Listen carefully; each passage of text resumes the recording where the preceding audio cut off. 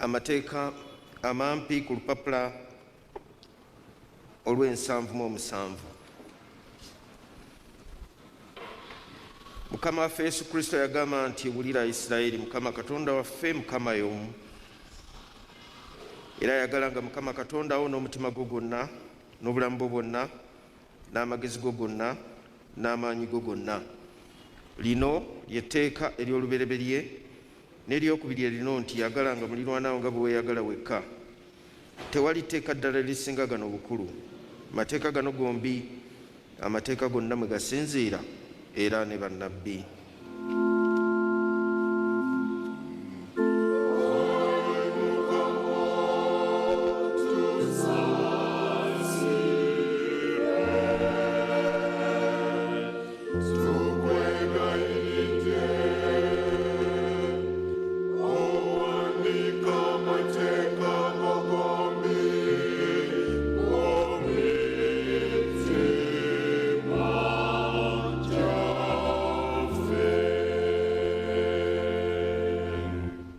Sabbiiti ya 20 mwezi eziddirira ey'obusatu, essaala, ebbaluwa bisangibwa ku lupapula 1088. Ku lupapula 1088, enjiri tujja kukozesa endala. Katusabe.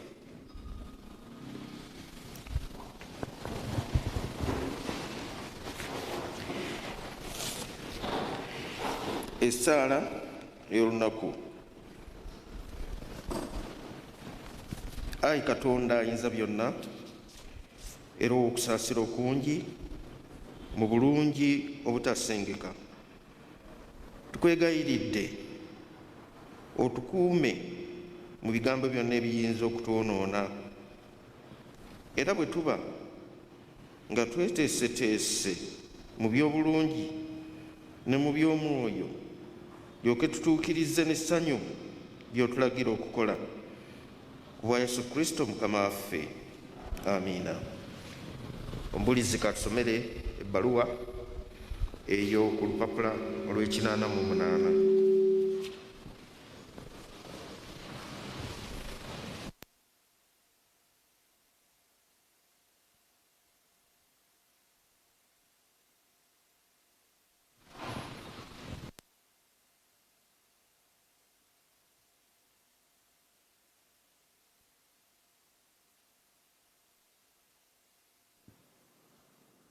Ebbaluwa ku lupapula olw'88. Kikumi 88.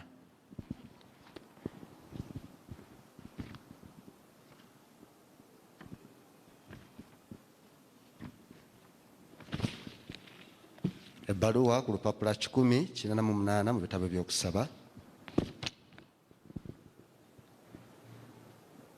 Ebbaluwa Pawulo omutume gye yawandiikira Abaefeso, essuula ey'okutaano okutandikira ku lunyiriri lw'15.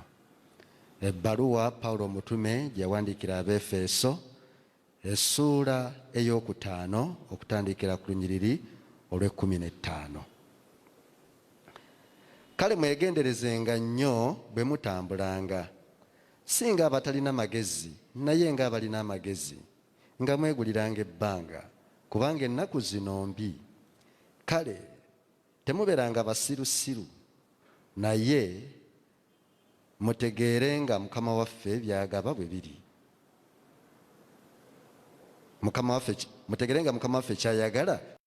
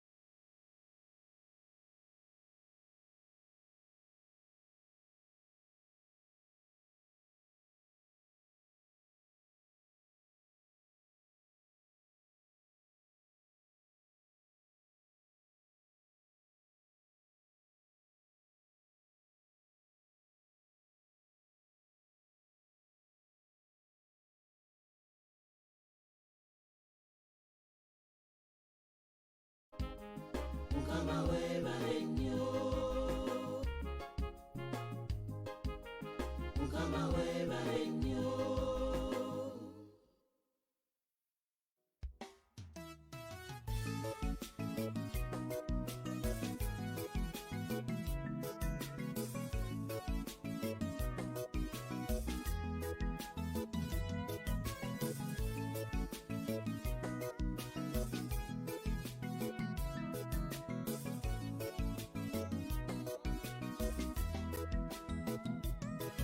Andabirira nnyo Yesu, andabirira nnyo Taata, siriteka mikonna wembanga nkuumibwa.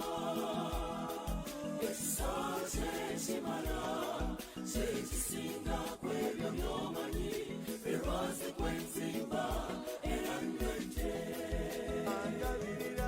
Andabirira nnyo Yesu, andabirira nnyo Taata, siriteka mikonna wembanga nkuumibwa. Essaawa kyekimala kyekisinga kwebyo by'omanyi, berwaze kwenzimba era nnwente.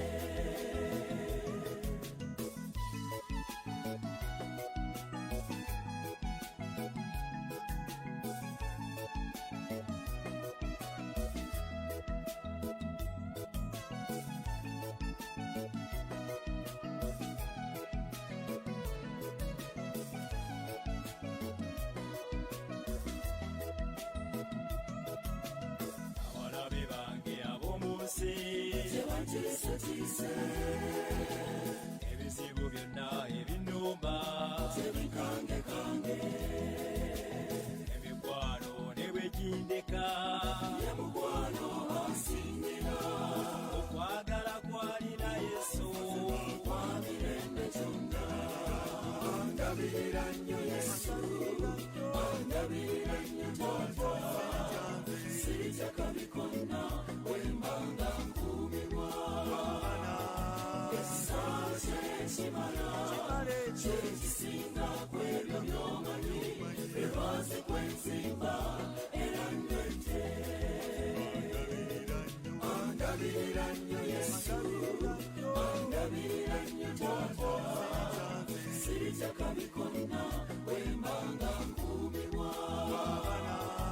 Essaawa kyekimala kyekisinga kwebyo by'omanyi, berwaze kwenzimba era nnwente.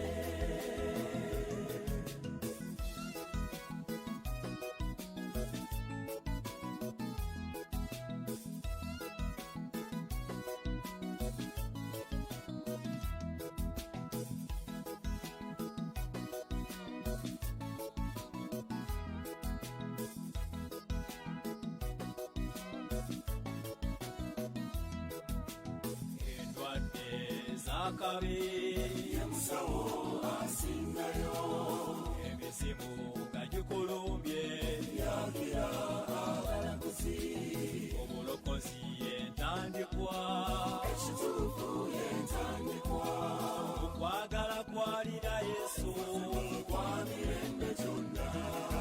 Andabirira nnyo Yesu, andabirira nnyo Taata, siriteka mikonna wembanga nkuumibwa.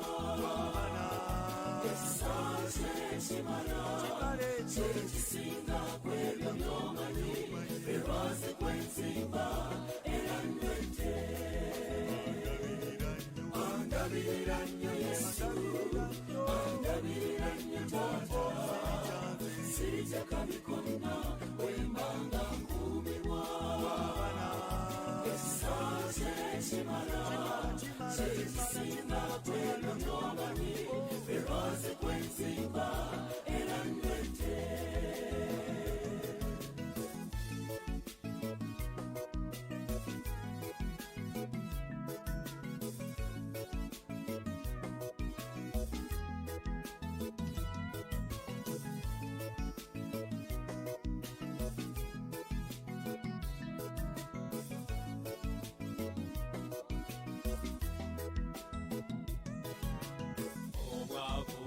bukunyako obugagga bugabirawo ekibikwe nga kikuzize yalina obuwanguzi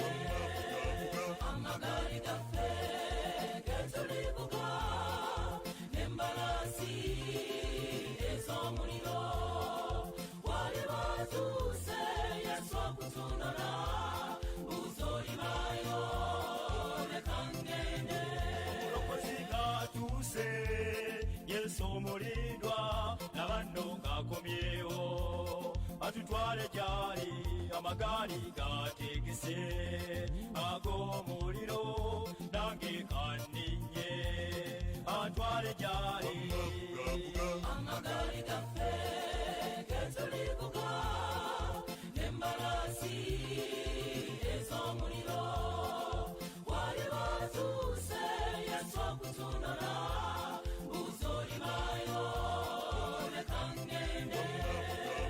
amagali gaffe getulivuga n'embalasi ez'omuliro wali batuuse yesu akutunula mbuuza olibayo leka ngende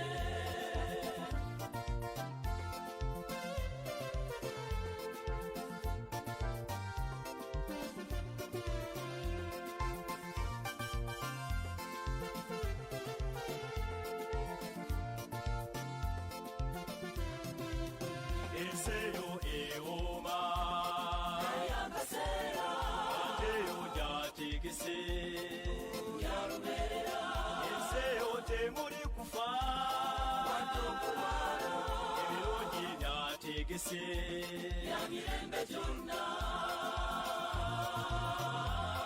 emirembe gyonna amagali gaffe getulivuga n'embalasi ez'omuliro wali batuuse yesu akutunula mbuuza olibayo leka ngende amagali gaffe getulivuga n'embalasi ez'omuliro wali batuuse yesu akutunula mbuuza olibayo leka ngende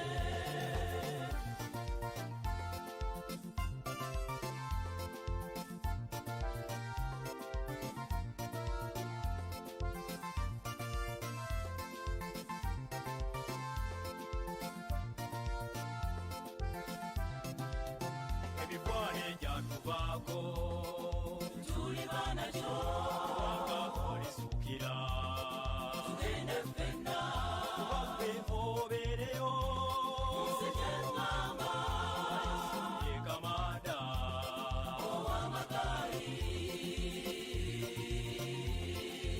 ag'omuliro amagaali gaffe getulikuba embalaasi ez'omuliro wali watuuse yesu akutunola kusolerayo leka ngende getulikuba embalaasi ez'omuliro wali watuuse yesu akutunola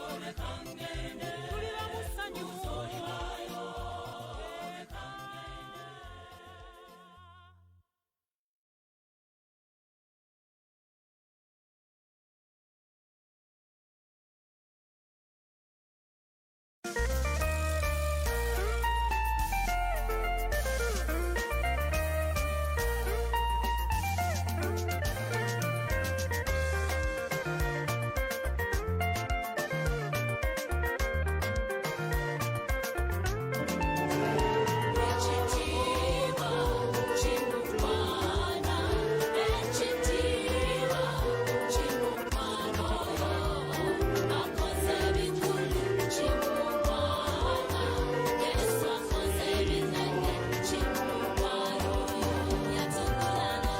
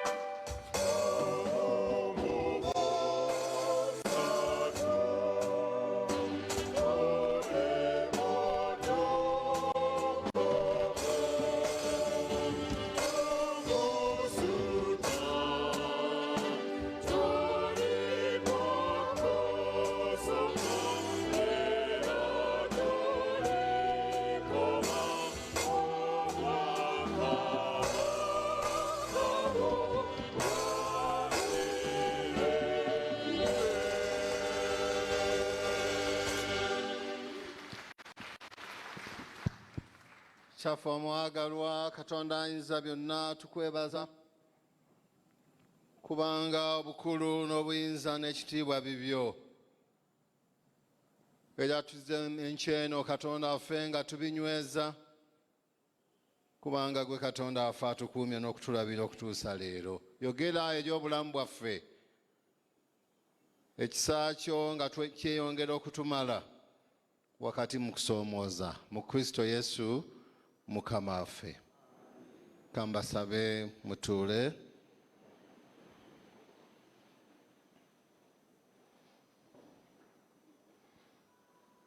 Katonda affe yeebazibwe olw'enkya eno Katonda bw'atuwadde omukisa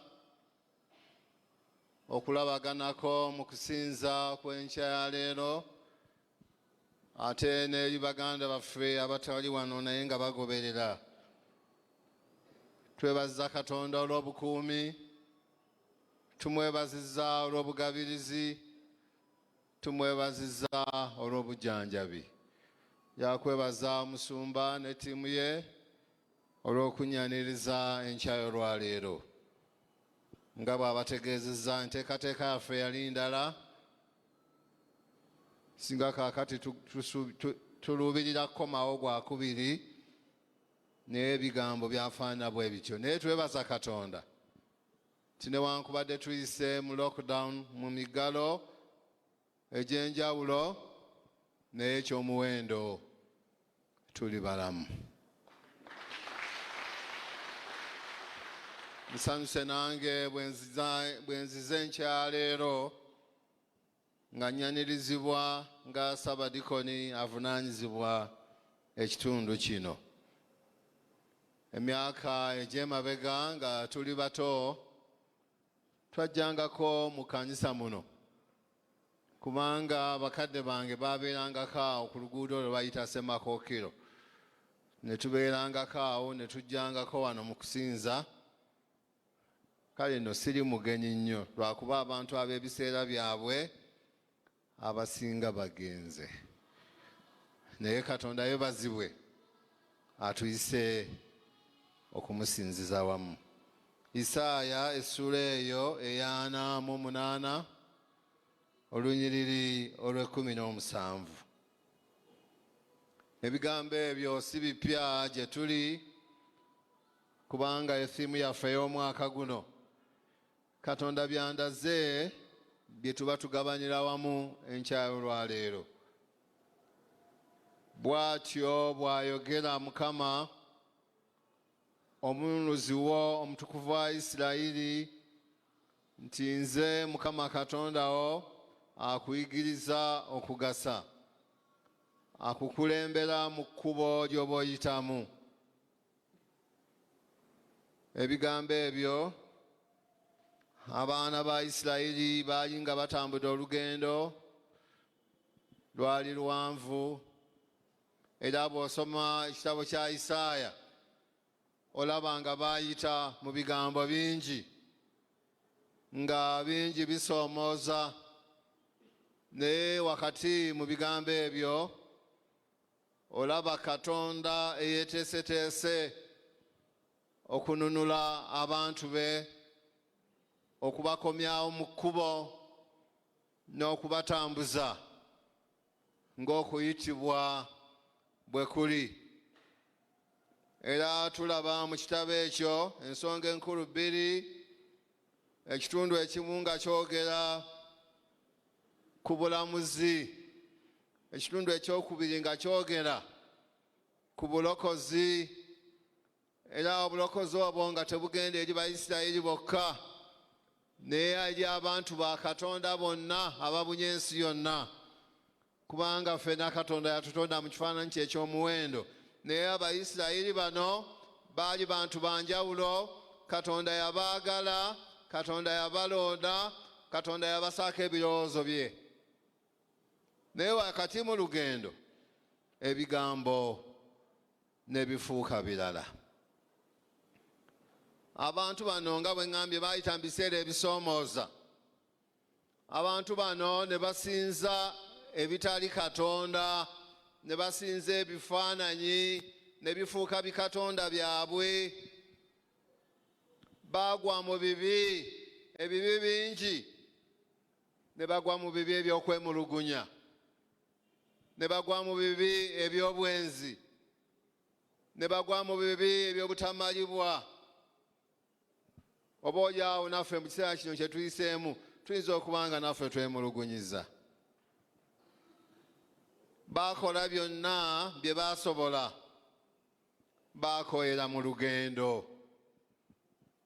Naye Katonda yalina plan enkuukuutivu eri bo okubanunula n'okubakomyawo mu kifo kyabwe kubanga yabaagala. Isaaya akozesa ebigambo omununuzi bw'osoma ekitabo kya Isaaya emirundi mingi kubanga Katonda yali yeeteeseteese okubanunula kubanga baali ba muwendo kubanga baali nga yabaagala nti newankubadde baagwa mu bibi naye okwagala kwe kwasigalawo. Era tulaba Katonda nga abatambuza olugendo ng'abasuubiza okubatuusa mu nsi ensuubize. Ebigambo ebyo bye tusomye mubaddemu nti bw'ati bw'ayogera omununuzi wo. Katonda oyo yanunula abaana ba Isirayiri nga naffe yeeteeseteese okutununula. Mubaddemu ekigambo nti akuyigiriza okugasa wakati n'ebiseera ebisoomooza. Katonda yeeteeseteese okutuyigiriza ebyo ebisaanira okutulaga ekkubo mwe tusaanidde okutambulira. Ti lino ly'ekkubo mulitambuliremu muzuulire emmeeme zammwe ekiwummulo. N'ekisembayo nti akuyigiriza akukulembera mu kkubo ly'oba oyitamu. Katonda yeeteeseteese okutukulembera mu kkubo mwe tulina okutambulira. Ku nkomerero tulyoke tubeere abanunuzi. Era waliwo akayimba twakayimbanga edda mu Sunday school, ennaku zino bayimba bulala.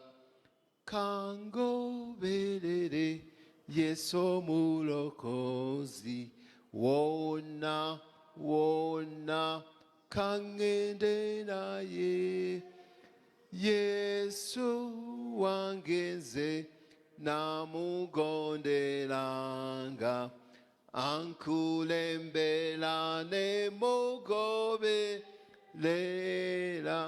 nti bwe mbeera mu ye siriiko kye ntya. Kale n'oyo ye Yesu eyayambala omubiri n'ayita mu nsi n'alaba ebitulema n'atuteekerateekera plan ey'okutununula. Olubereberye essula ey'okusatu olunnyi olw'omwenda waliwo ebigambo bisoma bwe biti.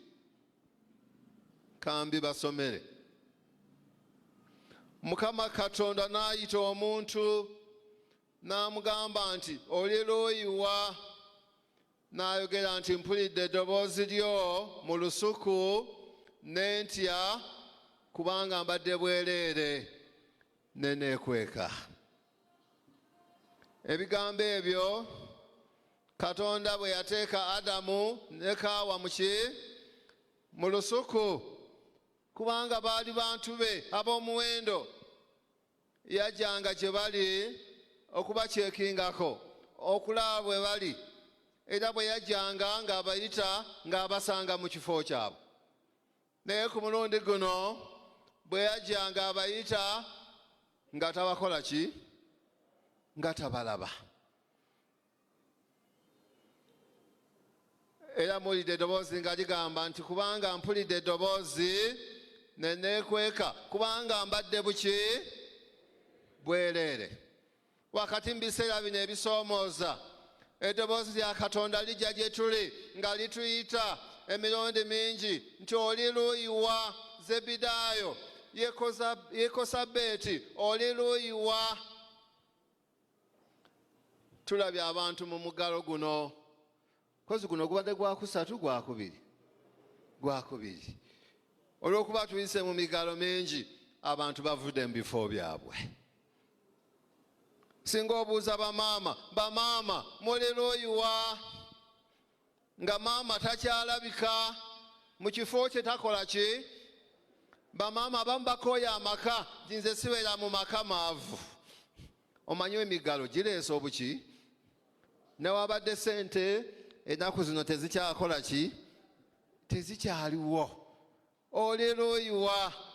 Bataata, taata oli luuyi wa? bataata badduse mu maka gaabwe kubanga emmere ekoze eki ebuze omulimu gwaggwaawo naye ng'ate gwe mutwe gw'amaka alina okulwanirira amaka. Kale eddoboozi ne lijja nga likuyita taata olero oyiwa bataata abali wano mu bifo byammwe mwe muli. Abaana baffe abaana molero oyiwa.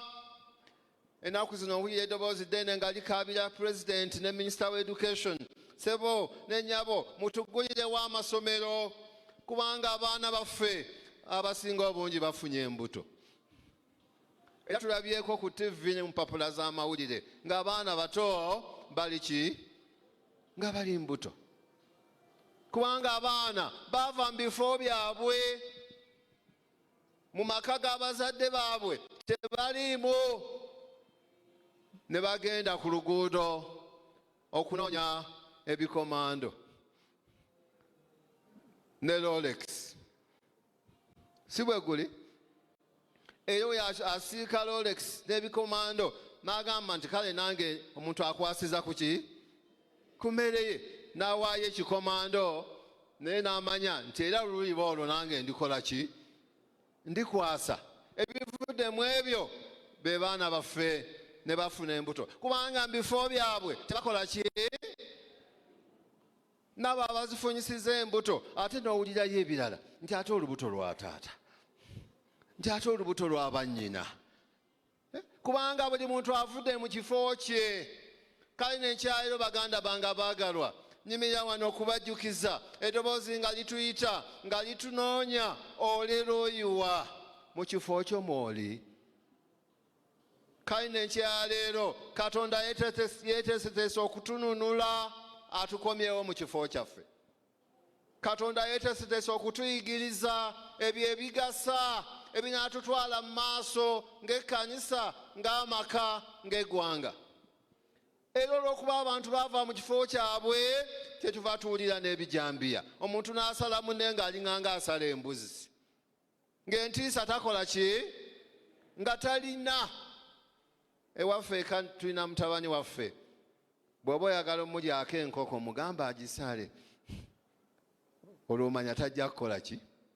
Tajja kugirya kubanga ye yagisaze. N'alaba omusaayi bwe guyiika, n'alaba bwesambagala, n'agamba eyo sijja kusembera.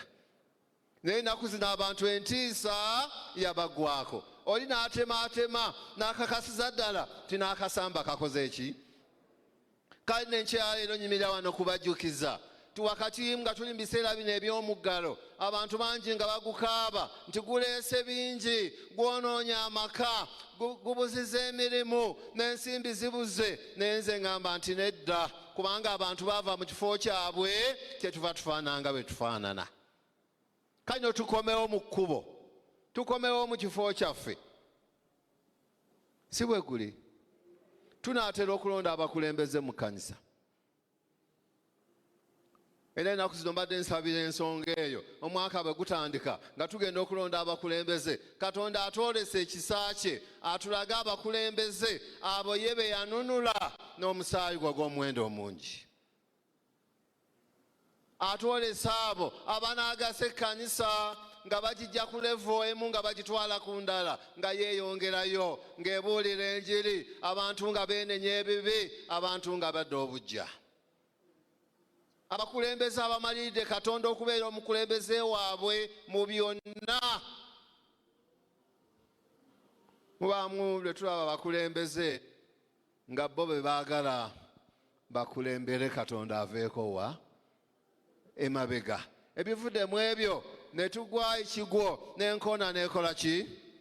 N'enywa. Naye nkyaleero nyimiridde wano okubajjukiza nti waliwo Katonda oyo atwagala, eyamanya byonna, eyamanya obubi bwaffe, eyamanya obunafu bwaffe, naye n'amanya nti ye bw'atununula tujja kuddayo mu kifo kyaffe. Neegayira Katonda enkyaleero tukomewo mu kkubo. Katonda atuyigiriza okwenenya n'okulongoosa ebyasoba n'okutambula nga ye bw'ayagala.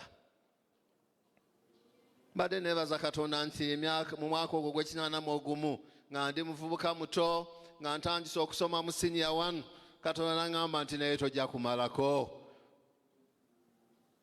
nti naye kankuwe Yesu akuwa amaanyi okuyimirira. Bwe nakkiriza Yesu oyambedde okutambula n'okutuusa leero, ndi munafu naye Katonda nfuula ow'amaanyi.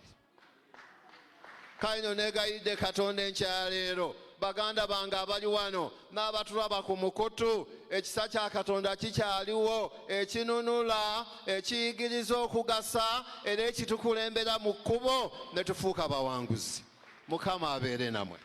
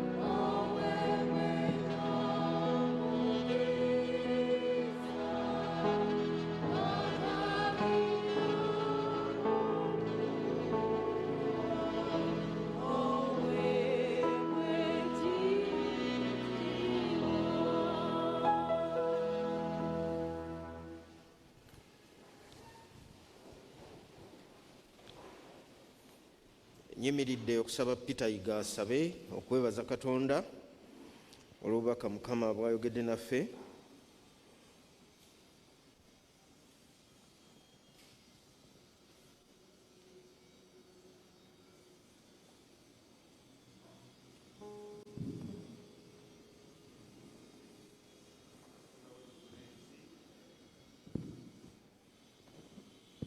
Mukama Katonda w'eggulu n'ensi, tukwebaza Mukama olw'okubanga otuleese wano Mukama, naye mu byonna Mukama tukwebaza olw'ekigambo ekitubuuliddwa Mukama, nti buli omu adde mu kifo kye Mukama. Tukusaba Mukama otuyambe, buli omu adde mu kifo kye Mukama, ng'embeera etuyuuyizza mu mbeera ey'enjawulo, buli omu amanyi bwe muyuuyizza n'ayuuga n'ava mu kifo kye. Naye olubaka Mukama bw'otusindikidde olwaleero nti buli omu adde mu kifo kye Mukama, tubeere tusindikire bamalayika abo Mukama batuyambe okudda mu bifo byaffe Mukama, ate tusobole okutereera obulungi Mukama, tuddemu okulaakulana Mukama, tuddemu Mukama embeera okubeera ey'enjawulo Mukama, buli mbeera Mukama etereere. Tukwebaza Mukama olw'omubuulizi owaleero Mukama, tukwebaza nti azze n'atubuulira Mukama, naffe Mukama tusaba nti byonna ebibuuliddwa Mukama bitubeeremu Mukama, ate bitukole bulungi, tutegeere ekigambo kye kibuuliddwa Mukama.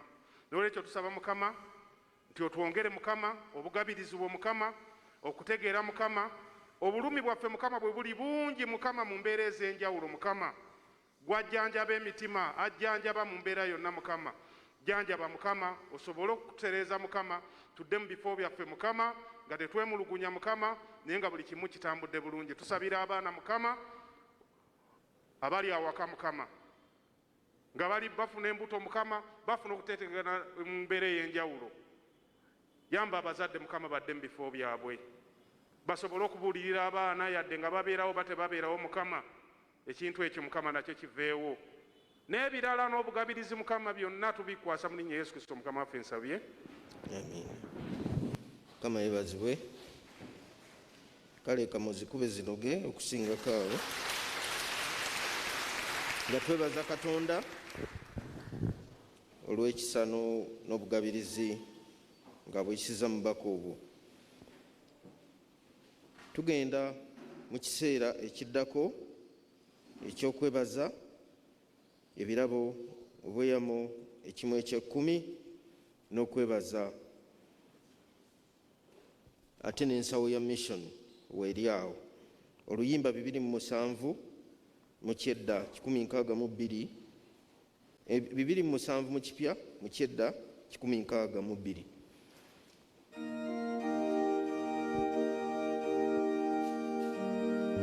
Bwe muba mujja temwetomera, mwewa amabanga kubanga eriiso litulaba.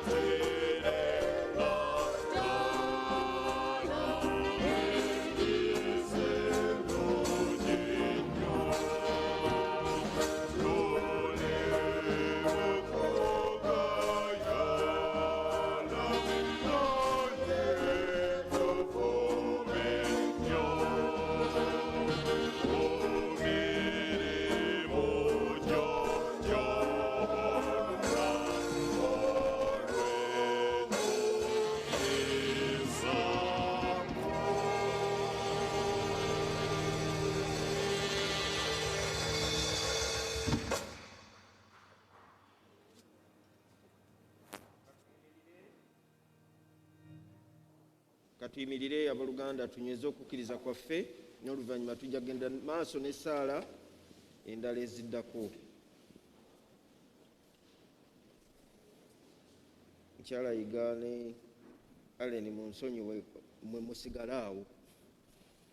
Nzikiriza Katonda omu Kitaffe ayinza byonna, omutonzi w'eggulu n'ensi, ebintu byonna ebirabika ne bitalabika, era ne Mukama omu Yesu Kristo, omwami era omu yekka Katonda eyazaalibwa kitaawe ensi zonna nga tezinnabaawo.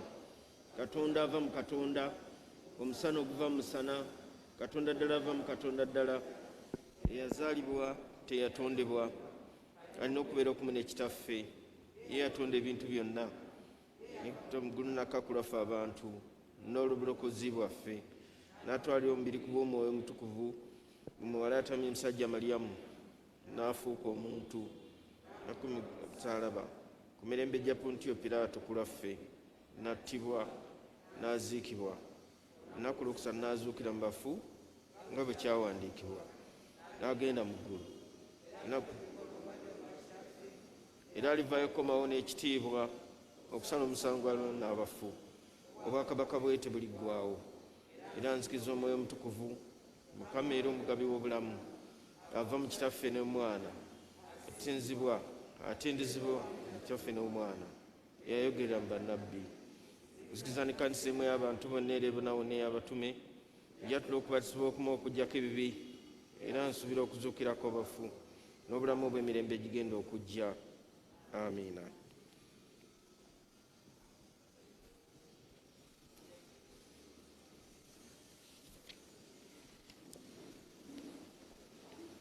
Mubikkule nange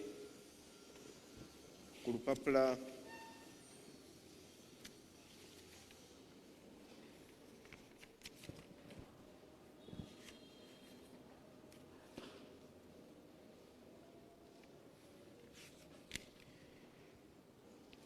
nga twatula obutasaanira bwaffe nga tuzze mu maaso ga Katonda. Beenenyereza ddala mu mazima ebi byammwe era abaagalana ne bannammwe.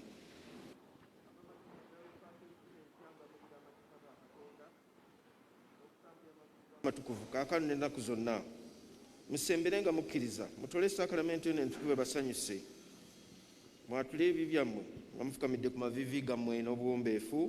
Luli ku lupapula 85. Ffenna awamu.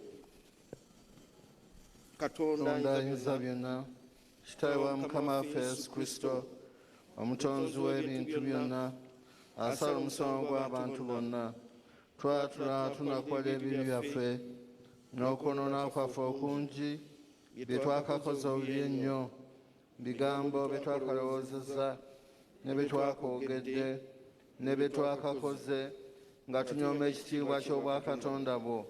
Tetulesaanye obusungu bwo n'ekiruyi kyo, twenenyereza ddala, tunakodde nnyo olw'ebibi byaffe ebyo. Bwe tubijjukira emyoyo gyaffe gituluma, obuzito bwabyo obutulemye, otuddiremu,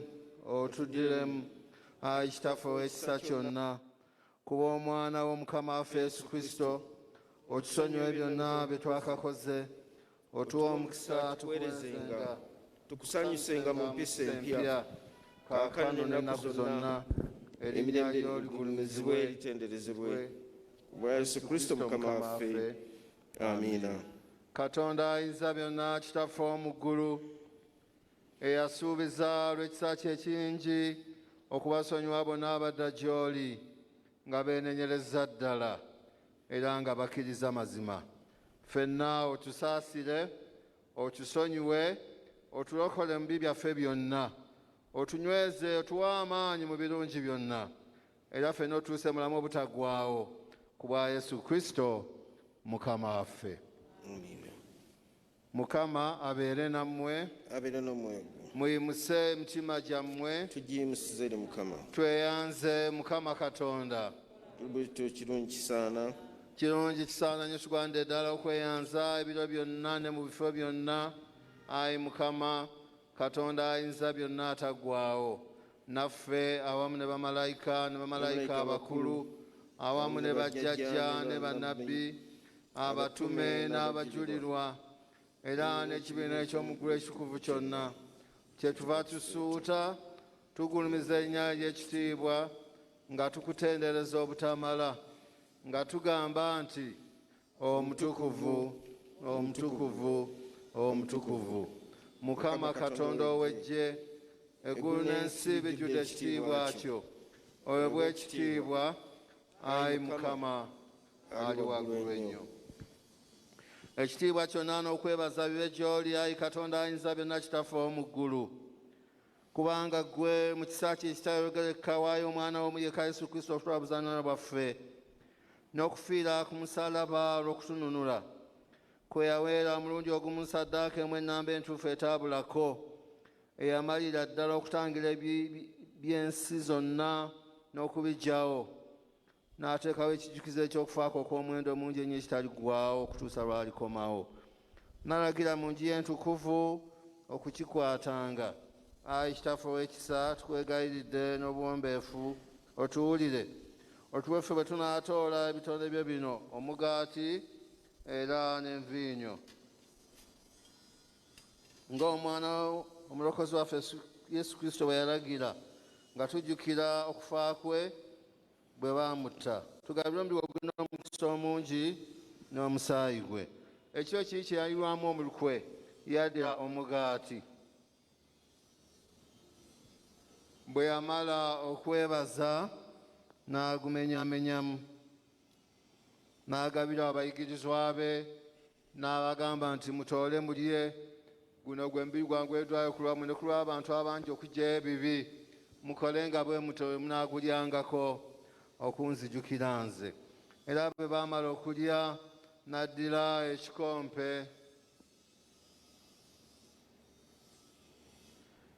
bwe yamala okwebaza n'abagabira n'abagamba nti mwenna munywe ku eno kubanga eno gwe musaayi gwange endagaano empya ogweyise ku lwammwe ne ku lw'abantu abangi okuggyayo ebibi mukole nga bwe muto bwe munaagunywangako okunzijukiranga nze ffe abangi kubanga ffenna tugabana omugaati gumu emirembe gya Mukama waffe gibeerenga nammwe bulijjo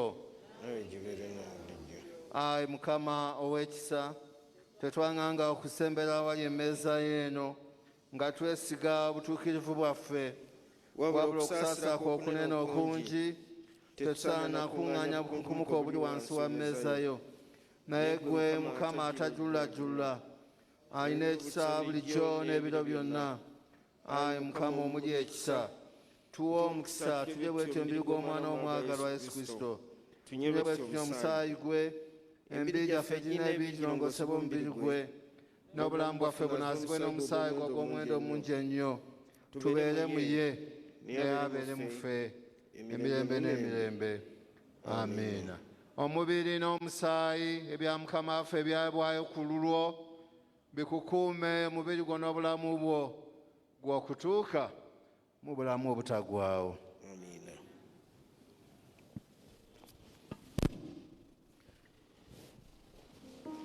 abagenda okusembera tusaba mugoberere amateeka nkuluyiga onoonyamba awo mwewe amabanga temwebeera ku bibegabega ate bwe bamala okufuuyira akantu kasiimuule nnyo kakale tozireetanga mbisi musembere mutoole omubiri n'omusaayi ebya Mukama waffe ebyabwayo ku lwammwe muli emitima gwammwe n'okukkiriza era mwebaze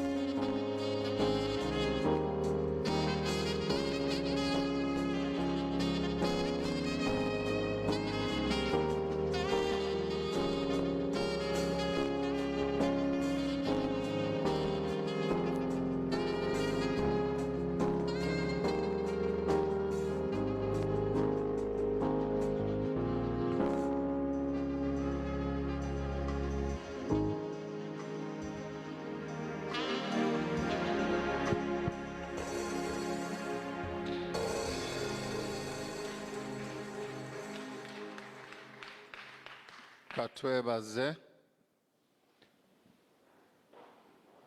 Kitaffe omwagalwa Katonda ayinza byonna, tujja mu maaso go nga tukwebaza olw'ekirabo eky'omuwendo eky'obulamu.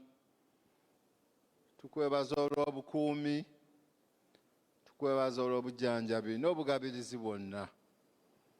Tumanyi nti tuyita mu biseera nga bisoomooza, naye kubanga wamanya nti ebyo byonna omwana w'omuntu byagenda okuyitamu, n'ojja n'obeera saddaaka ennamu ennamba entuufu etabulako. Era buli lwe tusembera ku mmeeza Katonda waffe tujjukira omuwendo ogwo. Otubeere wakati mu biseera bino, tuyiseemu amaaso tulabe ggwe Yesu, kubanga oyinza byonna. Era oyogedde naffe ebigambo ebyo enkyaleero ng'otunoonya timuli luyiwa. Otusonyiwe bw'osanze nga tuvudde mu kifo kyaffe. Naye twebaza kubanga weeteeseteese okutukomyawo buli omu mu kifo kye.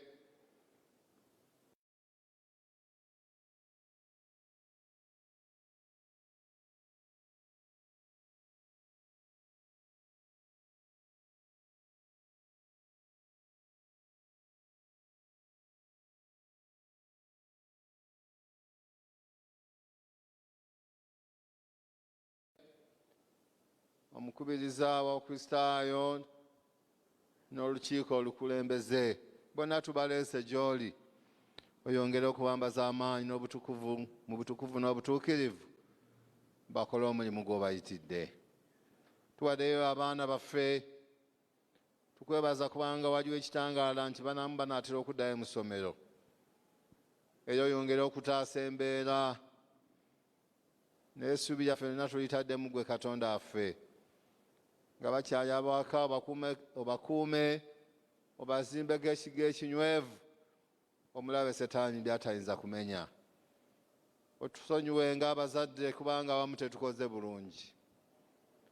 Otusonyiwe ng'abantu ffenna bwe watonda mu kifaananyi kyo kubanga twonoonye. Tuzze maaso go ng'eggwanga Katonda waffe, abakulembeze baffe bateekeko ekisa kyo, bakozesa omulimu gw'obayitidde. Era otubeere nga tutambula obutayombera mu kkubo. Otubeere ku mitendera egy'enjawulo, tugase,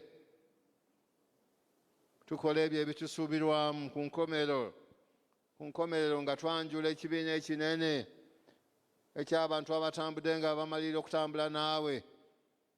Ng'ebyawandiiko etugamba nti abo be baani ti be baayita mu kubonaabona kuli okungi, mu kugezesebwa, ti naye ne bayoza ebyambalo byabwe ne batukuza, kyebava basaanye okubeera mu maaso g'entebe. Ekyo kye tukusaba, tusaanyize olw'ekisa kyo, tusaanyize olw'omusaayi ogw'omuwendo ogwaleka ku musaalaba.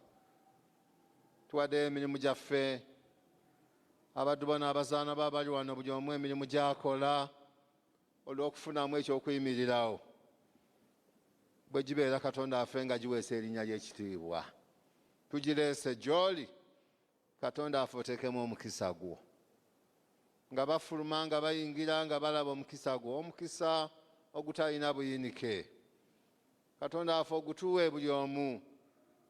Okusinga bwe tukumanya, tuwulidde, tuweeteeseteese okutukomyawo mu kifo kyaffe. Tukomyewo Taata Yesu, tutambule nga bw'osiima, tubeere bawanguzi kubanga wawangula ku lwaffe. Tujjukidde bonnaffe abalwadde mu maka n'abala mu malwaliro, tubasabidde Mukama. Bannaffe abafiiriddwa nabo tubaleese gy'oli, obawanirire. Ne bonna abeetaaga okusaba kwaffe, Katonda waffe tobayitako. Genda naffe nga tuva wano, buli omu omukuume era buli omu omulabirire. N'abo abalabira ku lutimbe, Katonda waffe nabo beera nabo.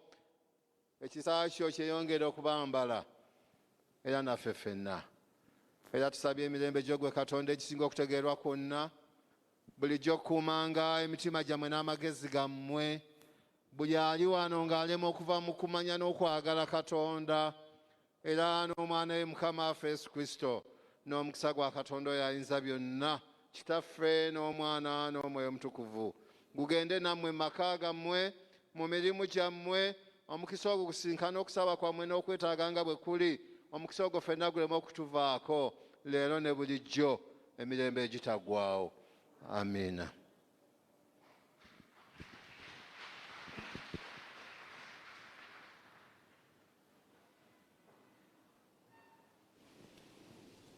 Ssebo mukubiriza kankuyite oyanirize mukadde waffe Ssabadikoni n'ebigambo nga by'onooba oteeseteese. Mukama yeebazibwe.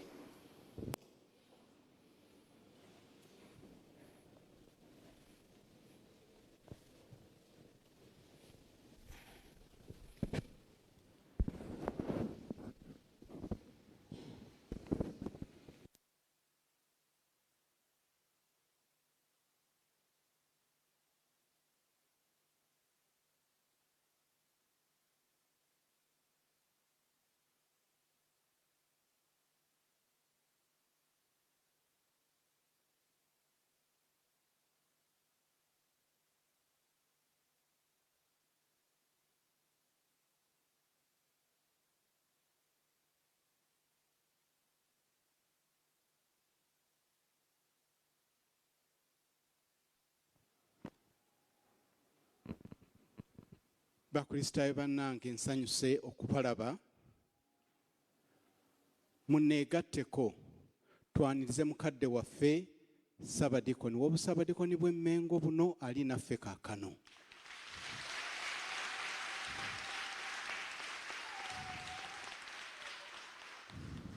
Mukadde waffe tusanyuse okukulaba omulundi gwo. Anti COVID ayinza otwerabiza naye omulundi gwo ogusoose okujja okulambula obusumba bwo obuli mu Busabadikoni buno obw'ennamirembe. Tusanyuse nnyo okulaba ssebo.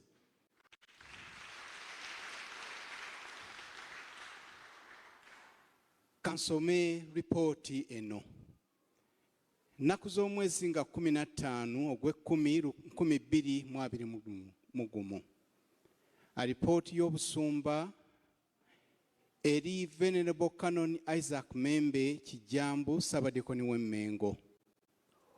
Okulamusa tubalamusizza nnyo mu linnya lya Mukama waffe Yesu Kristo. Tubaaniriza nnyo mu busumba buno obwa Martyrs Church Katwe. Obusumba buno mukadde waffe bwina obukulembeze. Tukulemberwa omusumba Reverend Emmanuel Lwanga Lutaaya ne Maama Rebecca. Maama Ssabadikoni akulabira wala leero gwe teeka okuba nti akulaba. Oyo ye Maama Rebecca Lutaaya. Twafuna omukisa. Twafuna omusumba omubeezi Reverend Frobia Sebunya Mbowa. Mwambi Mbowa ali ku mirimu gya gavumenti. Tuyina omubuulizi Henry Herbert Kasule ayina omukyala. Mukyala ali mu kalina. Omukubiriza Gasita Lule nyina omukyala nyina n'abaana n'abazzukulu bakwaniriza nnyo ssebo. Nyina ababeezi era nkakasanga mukama wange omubeezi wange ow'essaaviisi esooka omulabye ye mukyala Esther Seviiri. Omubeezi wange wa saaviisi ey'okusatu ye Nnaalongo Saara Kalyango awamu ne Ssaalongo Stanley Kalyango. Mukyala Seviiri naye ayina omwami. Mwami Seviiri yimirira kubanga muli babiri okuddukanya saaviisi eyo. Mwami Seviiri yebba w'omubeezi wange ow'essaaviisi esooka. Abaddeyo mu saaviisi esooka ono ayimbira mu Spirit Choir. Mu bukulembeze buno mukadde waffe tuyina omuwanika banaye gwe nsaba sijja kukyuka naye yimirira. Tuyina omuwanika oyo mufumbo ayina n'abaana. Tuyina wa mission mwami Peter Segawa naye bw'atyo. Tuyina mwami Yiga Peter n'omukyala mukebezi mwami Peter ye wa development. Tuyina owa estates Bob Sebale, omwami Bob Sebale, tuyina owa Mothers Union omukyala Elizabeth Mabirizi, CWF ye Nnaalongo Rebecca Bembe, Fathers Union era ye mwami Yiga Peter. Christian Male Fellowship ye mukulu Robert Kawesa. Owa Youth ye mukulu mwami Muyenje John. Ssabadikoni takulabye w'oli naye ate osigadde ebbali. Bw'ayimirira ku ddaala ettuufu ssebo ayagala koona ku muzindaalo. Musajja muwanvu bulungi, awo abadde ku ddaala liddala erya wansi. Choir coordinator omwami Ssekyewa Andrew, omuwandiisi w'olukiiko lw'obusumba omulongo Stanley Richard Kamya. Ayina omukyala tannafuna balongo naye ye. Information Secretary Information ye mukulu Jimmy Mukasa. Welfare omukulu Jimmy Mukasa. Welfare nedda. Oh, mbadde. Welfare Mrs. Joan Kanyike. Omubaka ku Ssabadikoni omwami Daniel Kimbowa, omubaka w'obusumba omukulu Agre Kibenge, ne omukyala Susan Kalanzi. Daughters of the King Jonah Nakasaga,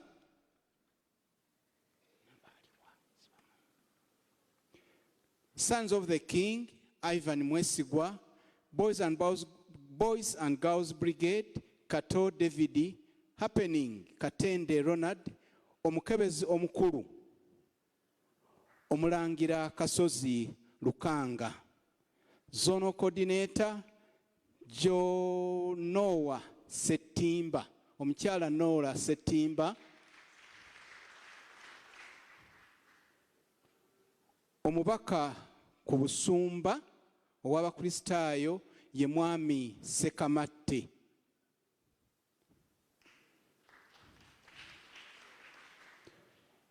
Ow'ebyamasomero Martyrs Primary School tuyinayo James Mukinusu, n'owa Sunday School tuyina Lubadde Emmanuel. Mukadde waffe awo tuyina kye tubuzeemu, kye tukyabulamu n'okutuusa kati. Omukebezi omukulu, simanyi mukulu Mulangira Lukanga oba asabye ne saaviisi eno. Omulangira Lukanga ye mukebezi w'abaweereza, naye Abakristaayo mukulu Lukanga yingira eno, simanyi ngeri gy'oyinza kubeera mukebezi mukulu n'onga nti otudde bweru. Jangu wano okuliraana mukyala Musumba kuba gwe mukebezi waabwe. Bane mukubireko Omulangira mwali mulabyeko.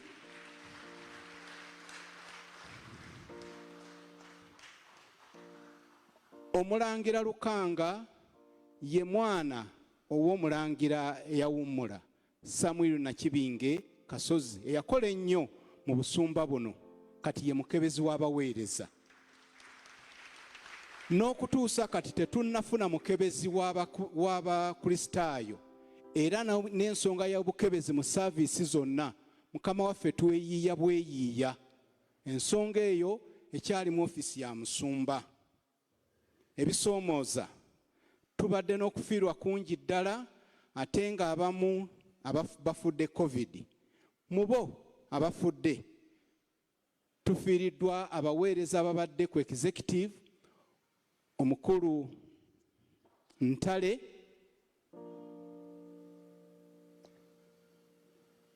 abalala sijja kubamenya kuba sijja kumalayo, naye tulina n'omuyimbi eyafa Derek Sentongo.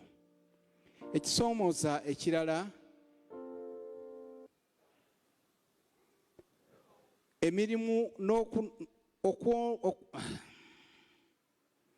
abaana baffe tubatadde mu masomero abaana baffe obutabeera mu masomero nga bwe kiri wonna naffe kitukosezza era n'okusomoozebwa okwo tukyasaba era mbasaba nawano kankiteeremu ddala bakristaayo bannange tugende twegemese. Okugemebwa covid kyekigenda okutuyamba okugoba obulwadde buno. Obulwadde bwe tunaaba tubwegemye tujja kubanga ffenna ne bwe tusisinkana awamu tetukosebwa. Ffe bwe tuba twogera tunaagamba owewaffe omukulu ono, omukulu Agre Kibenge, Permanent Secretary Ministry ya Gender, ate nga yekusinga yetwala ebintu bino eby'obuntu mu ggwanga lyaffe, obulwadde tujja bugema. Tutandikire wano kuba ne wenjogerera wano bwe batebagemanga oyinza okutya okuwanika omukono awo nno bw'omanyira nti oli bweru naye gwe munzikirize bwe batebagemanga wanika ku mukono nkubuulire kwe gannyongera okulambulula. Nyinza okuba nga benjogera mmala budde nga ffenna twegema.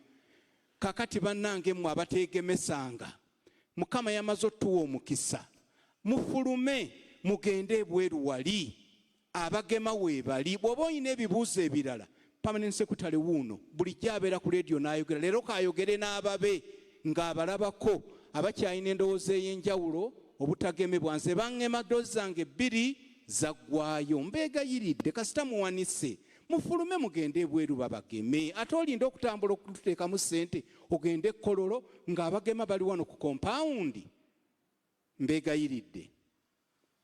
Singa si nokoma nandikomye wano nenkwatako benkutteko si mu bubi nene nnyongera ne mbamatiza mugende babageme.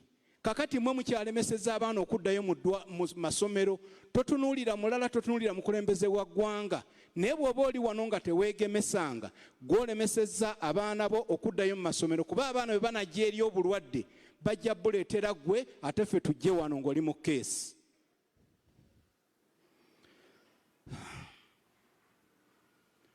Obuteetaba bulungi mu kusinza naye ng'ekyo kituyambye ate ku ludda olulala okutangira obulwadde. Kale n'owulira ennaku efaananga ekyo nno kusoomezebwa kw'amaanyi nti bwe tuteetaba bulungi mu kusinza twakiwandiise era tukikkiriza nti obuteetaba bulungi mu kusinza kituyambye okusibira eri obulwadde. Kakati bano abateegemeseza bwe beetaba naffe tuba tuli luddawa? Okuva lwe twaddamu okusinza ebintu tubiyisa mu bwangu, n'olwekyo tewali kunyumyamu wadde okwogera ne munno. Oluvaamu wano tudduka buddusi na wano service wadde ono wa kamera kati bwe zinaaweera ennya beppa ng'ajjako ng'atambula. Ebituukiddwako twasobola okwawula ettaka ly'ekkanisa, ettaka lyonna lya kkanisa, ettaka lyonna lya community center, ettaka lyonna lya Anglican Church.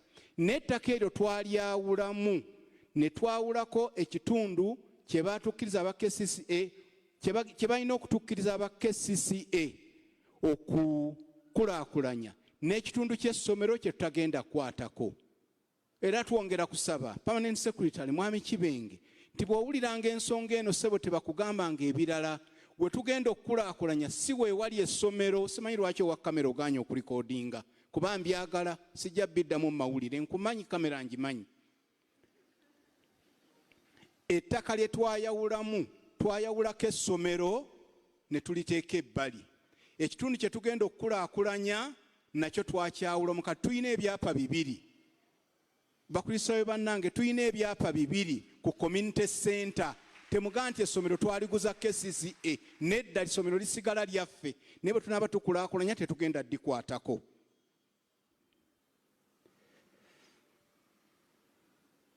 Tuli ku mulimu ku nsonga eyo, tuli ku mulimu ogw'okuddamu okukuba pulaani kubanga ekitundu kye twali tugenda okukulaakulanya kyakendeera. Naye pulaani ejja kuba zino pulaani ennaku zino eziri ku mulembe, saako eryo yotukuumira awamu naye okulaba nga buli wadduuka yeetaaya. Era ekiseera bwe kinaatuuka bwe banaaba bamaze ogiyisa tujja kuleeta tugitimbe. Olumala ogitimba beppa nga tutandika kukola. Temutunenyanga nti lwaki tetuzimbye nga amasomero maggale, pulaani tennaba kuyisibwa. Tuli mu kaweefube ow'okuzzaamu amaanyi mu kusinza oluvannyuma lw'omuggalo era bwe mulaba eyo nga tuzze tutambulatambula zooni zigenda kuddamu mukyala Noola. Zooni zigenda kuddamu, tugenda kutandikira eyo gira okole program gye tunaakozesa okulambula, kuba engeri y'okuzzamu abakristaayo amaanyi kwe kumusanga ku lubalaza n'omugamba ssebo oludda okusaba naye twaddamu, oludda okusaba naye twaddamu. Kale tujja kuba tutambula mu zooni. Tuyinza leero ku mulundi guno obutatuula wamu, bwe tugamba tugenda mu zooni ya Peetero, tugenda kutambula butambuzi bakristaayo, tubanoonya abali mu zooni ya Peetero tusobole okubakuzaamu amaanyi n'okudda okusaba. Tuli mu keetereekerero ak'okutegeka amakungula.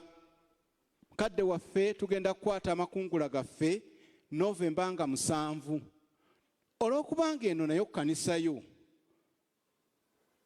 Ssabadikoni, tukusaba ojja okungule naffe.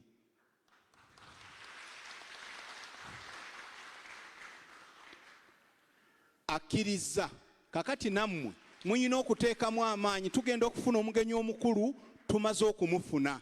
Kakati nammwe mugenda kuteekamu amaanyi. Novemba 7 lwe lunaku olutongole lwe tugenda okukungulirako. Tekigaana bwe lunaabanga gw'olina ensonga yo ng'ettooke lyo terinatuuka kutuuka bulungi w'olyagala ddireetera, olirireeta nga 15, naye olunaku olutongole tujja kuba bamaze okutusasula. Ab'NSSF tubasabira ka 20% kabenga nako kafulumye. Bannange mujje tukungulire wamu. Bwe tunaaba tumaze okuyita mu makungula, tugenda kufuna omukisa ogw'okuba nti tugenda kweteekateeka mukadde waffe omulabirizi ajja alambule obusumba bwe nga 27 omwezi ogw'E11. Mukadde waffe tukwagaliza olugendo olulungi, ekiseera nga kituuse okuddayo, kubanga eri saavisi gye tugenda tuzaalamu ate tuba tugaatuberemu batono. Nnyinza obutaddamu kwogera mu maaso go, naye nsanyuse nnyo ssebo okulaba ng'ozzeeko wano okutukyalirako. Mukadde waffe omusumba yanzikiriza okugenda nga nnyongeramu ebimu, naye kuno yataddeko omukono. Ye Emmanuel Lutaaya Reverend.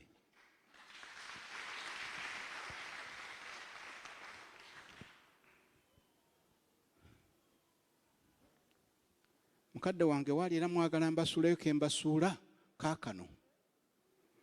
Mu byonna bye tutambula nabyo, tutambule nga tumanyi nti mu ngeri emu oba endala waliwo gwe tusaanidde okukwata ku mukono, tumusitule tutambule naye. Bw'obanga w'oli ku muliraano ng'olaba nti gwe tolina gw'osobola kukwata ku mukono, weetunuulire, weetooloole olabe. Ne buli omu w'oli olina gw'osingako era olina gw'oyinza okuwa obuyambi obw'engeri emu oba endala. Mbaagaliza wiiki ennungi, tuyambagane era tubeere ba mugaso nga tutandikira ku bantu baffe. Mukama abeere nammwe.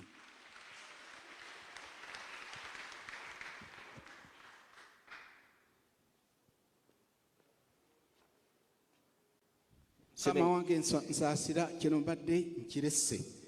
Abantu b'ensomye muno abali ku lukiiko lw'obusumba. Olukiiko lw'obusumba lwatuula era bulina ebyokukola bye baasindika mu lukiiko olukozi. Olukiiko olukozi lwentuulako nga ssentebe. Mbayita ku lunaku lw'okubiri tugende e Masajja ku pulojekiti yaffe gye tugenda okutuula. Olunaku lw'okubiri ku ssaawa 10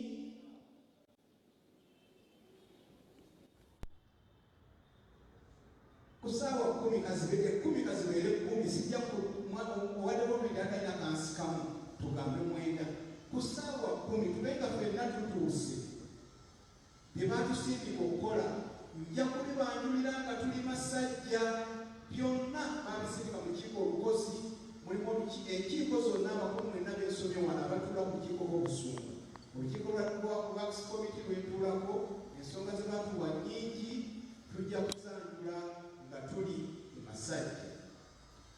Temusubwa, temulemererwa, gwe kasitoofuna ezikuleeta nze ezikuzajja zisasula, ezikuzaayo nange zisasula. Sebagala nnyo ddala okutuusa obubaka obwo. Omuwanika yabadde ategese naye tekijja kunyuma ate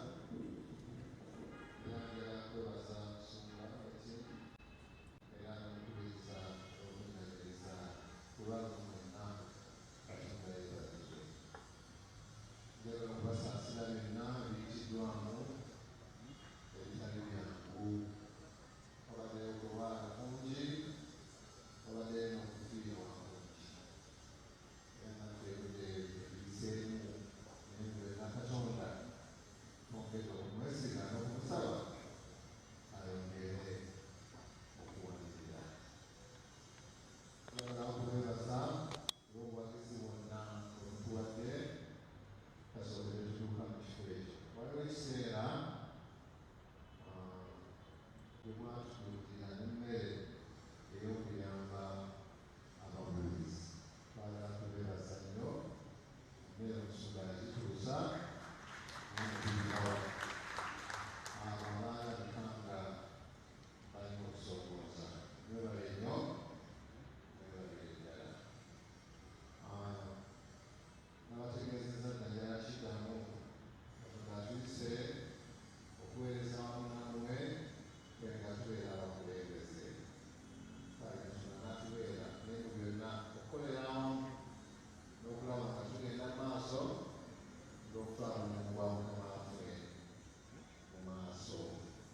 Tubasaba muyingire naffe okuweereza ku mutono Tebeka atambule ffenna olw'okutwala omulimu gwa Mukama waffe mu maaso.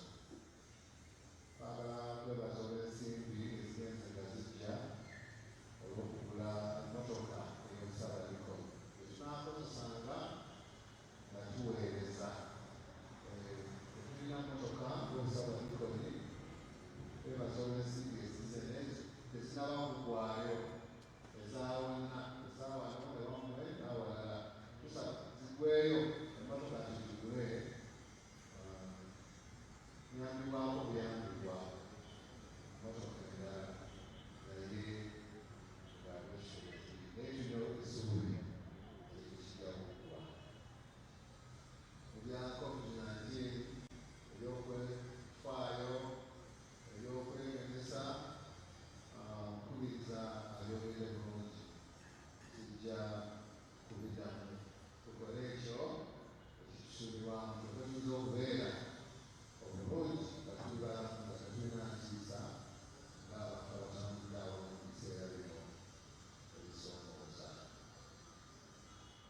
Nabagambye nti babeerako awo Ssemakookiro waliwo jjajja waffe Kanani Oyawummula Ssaabamwogezi w'Omuwanga. Babeeranga awo nga tujja wano mu biseera ebyo nga ekkanisa ekyali mu community center nga tuli bato. Kale nno ne mbanyaako ekyansanyusa okulaba omulangira ono ekiri kubanga taata Kasozi namumanya bulungi yajjanga mumaka g'abakadde. Naye ennaku zino bwe mpita ku community awo ekifaananyi kyafa. Ndowooza ensonga lwaki mpuliriza nande wali enteekateeka ey'okukola. Era nayiseewo bajjo netunuulira n'abatunda akatale kirinika ekyaliwo weyagwamu nenaku babayitawa mu mulyango gwayo nga mulimu akatale. Oyitaawo n'otunula ne weewuunya ekifo ekyo kyali kirabika mu ki naye kyafuuka. Kale Katonda atubeere ekimu kizza mu kifo kyakyo tunambule bulungi. Naye ekitiibwa kya Katonda awo tekikyakola ki tekikyalabika. Kifo ekyo kyali kirungi. Kale nno manyirize Okusumba ekirimu nga bwe muteekateeka tuteeketeeke ekitiibwa ky'ekifo ekyo kiddemu okukomawo. Wali walabika buki era ng'abato manyi ewaffe Bingi byogeddwa nga bwe mubiwulidde era mbeebaza mwenna abatambudde naffe kuba we twatandise saaviisi yaffe. Bingi byogeddwa era omukulu waffe era omugenyi omukulu Ven.Can.Isaac ayogedde bingi era bingi byogeddwa naye agenze n'akoona ku bino bye ngenda